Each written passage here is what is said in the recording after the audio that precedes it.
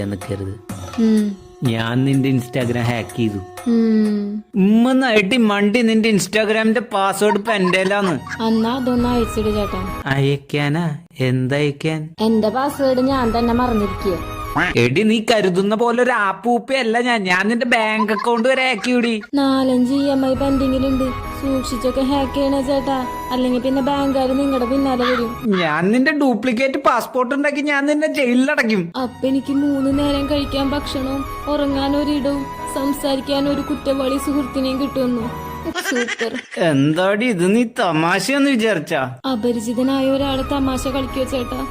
തമാശ കളിക്കണത് ഇപ്പൊ ജീവിതമാണ്. എത്ര നേരായി നിന്നെ ഞാൻ ഭീഷണിപ്പെടുത്തുന്നു. എന്താ നിന്റെ പ്രശ്നം? 2 ലക്ഷം രൂപ കടണ്ട് എനിക്ക്. 2 ലക്ഷം ഞാൻ അയച്ചു തരാം നിന്റെ അക്കൗണ്ടിലേക്ക്. ജീവിതത്തിൽ ഒരിക്കലും തോറ്റുപോകരുത്. അത് മാത്രല്ല, ഇങ്ങനെ ഒരു ഒറ്റപ്പെട്ട ജീവിതം വേണ്ട എനിക്ക്.